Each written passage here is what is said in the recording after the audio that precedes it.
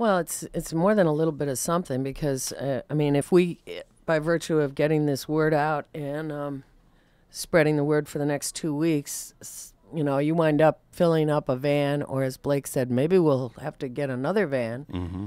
If you wind up filling up a couple of vehicles of stuff that each represents someone going into their closet and saying, this is in good shape, I can give this up. And you wind up bringing that to the Lakota people who are your relations by virtue of having a relationship with them for this long now. That's more than a little something. That's doing that weaving thing, that weaving the people together thing that is really important, and I think probably key to any successful change. The word of the hour, the word of the year, for the better, for people who need change for the better in our country. And when you mention the treaties, etc., we have such a terrible, shameful history with the Indian people, and it's interesting that how little it gets talked about and referred to here in Chicago, because we don't have as many Native people as we did have back in the 60s when Uptown was filled with Native Americans. Yeah. And there was a period of time actually where we've referred to it on this show before, where some Native peoples took over the Nike missile site, which was at Belmont Harbor, which is now the site of just a bunch of really fancy fiberglass boats, not so many wooden boats, and really costly little slips for those boats. But it was a missile site before I was born, and it was native land. And they occupied it for a while, and that's an interesting history just locally, and something people might want to check out, that history. Yeah.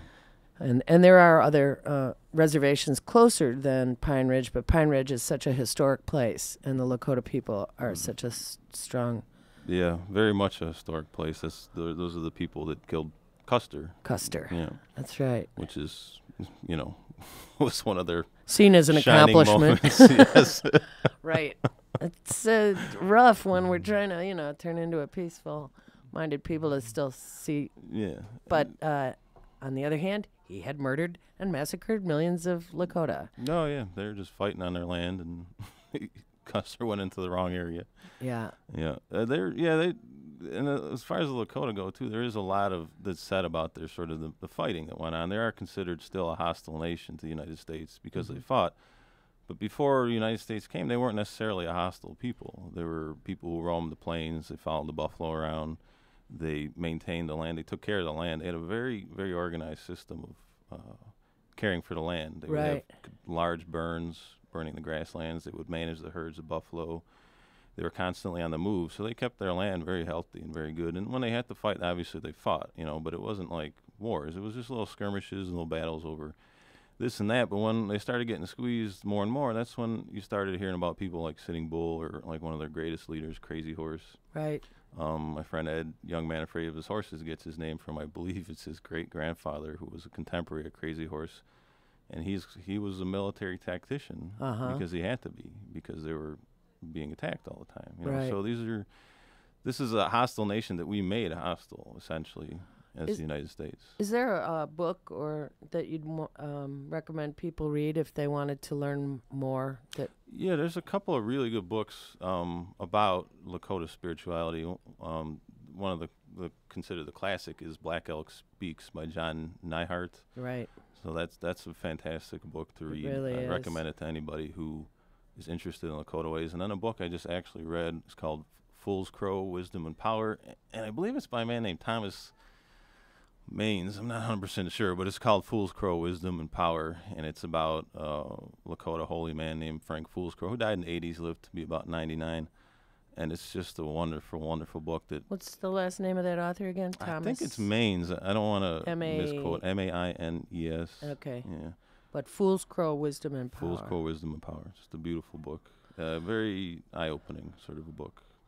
Well, what we've been talking about is the holiday coat drive and toy drive that is happening here in our own neighborhood, and you can bring your clean coats, hats, and gloves to the Heartland on Saturday, December 13th from 10 a.m. to 5 p.m., and they will be much appreciated and put to use in a very cold part of our nation this winter, in the Lakota Nation, which is, in fact, you're right, another nation inside of a nation, as most of the tribes consider their reservations at this point.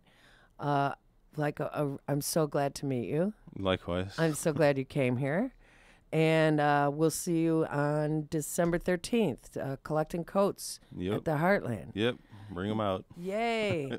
All right, for closing, we will play a little bit more, one more bit of Joe's piece, Joe's music for the dance next week. I would like for people to check out whether or not we should be bailing out a system that gave us SUVs and strip malls. Check out the alternate article that's by James Howard Kunstler, Kunstler.com, posted a couple days ago. I can't agree with him more. Zombie economics. Let's not bail out the system that gave us SUVs and strip malls. Let's try something else. Speaking of which, Local First Chicago has on their website 10 reasons to shop local. If you still have the ability to shop, could you make sure it happens in a place that's owned by someone small, local, and who embraces what makes us different from one other part of the country? Don't shop like you could be anywhere in the world. Shop local first here in Chicago, and do all the good that you can do. Power to the people, and listen next week. Thank you. Bye.